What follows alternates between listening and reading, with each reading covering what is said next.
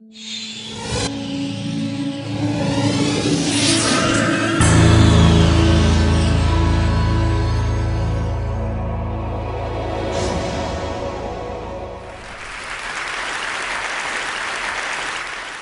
I want to talk about today is one idea. It's an idea for a new kind of school which turns on its head much of our conventional thinking about what schools are for and how they work. And it might just be coming to a neighborhood near you soon. Where it comes from is an organization called the Young Foundation, which over many decades has come up with new innovations in education, like the Open University, and things like extended schools, schools for social entrepreneurs, summer universities, and the School of Everything. And about 5 years ago, we asked what was the most important need for innovation in schooling here in the UK.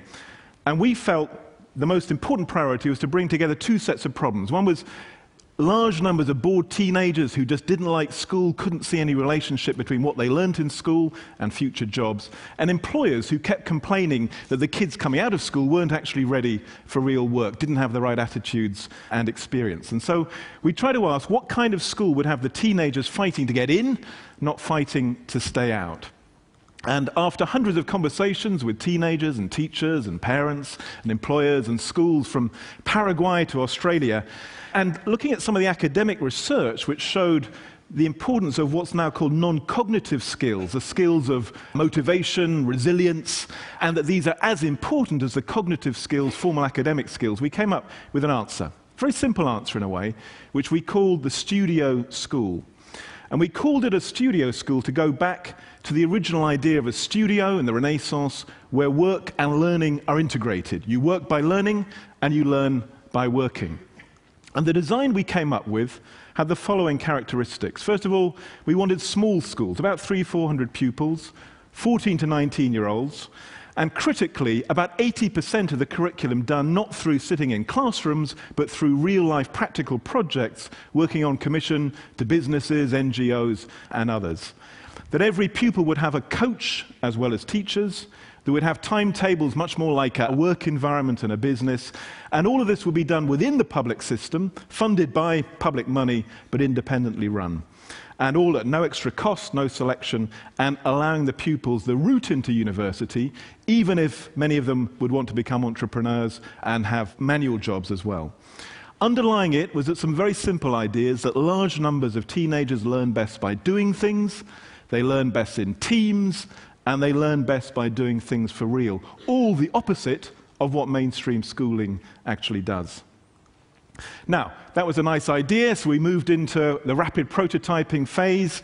We tried it out, first in Luton, famous for its airport and not much else, I fear, and in Blackpool, famous for its beaches and leisure.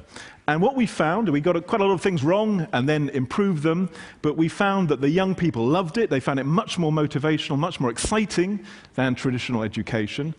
And perhaps most important of all, 2 years later, when the exam results came through, the pupils who had been put on these field trials, who were in the lowest performing groups, had jumped right to the top. In fact, to the top, pretty much top decile of performance in terms of GCSEs, which is the British sort of marking system. Now, not surprisingly, that influenced some people to think we were onto something. The Minister of Education down south in London described himself as a big fan, and the business organisations thought we were onto something in terms of a way of preparing children much better for real-life work today. And indeed, the head of the Chambers of Commerce is now the chairman of the Studio Schools Trust, and helping it work not just with big businesses, but small businesses all over the country. We started with 2 schools. That's growing this year to about 10, and next year we're expecting about 35 schools open across England, and another 40 areas want to have their own schools opening. A pretty rapid spread of this idea. Interestingly, it's happened almost entirely without media coverage.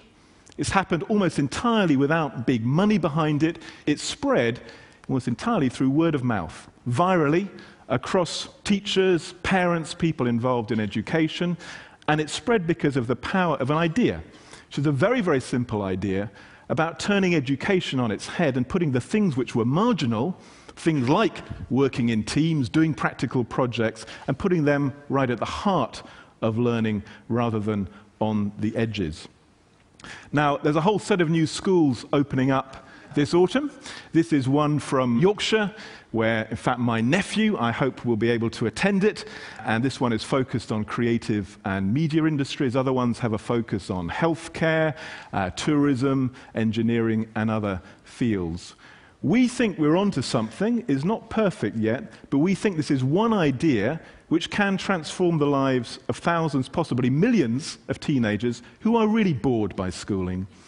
It doesn't animate them. They're not like all of you who can sit in rows and hear things, said to you for hour after hour. They want to do things. They want to get their hands dirty. They want education to be for real. And my hope is that some of you out there may be able to help us. We feel we're on the beginning of a journey of experiment and improvement to turn the studio school idea into something which is present not as a universal answer for every child, but at least for an answer for some children in every part of the world. And I hope that a few of you at least can help us make that happen. Thank you very much.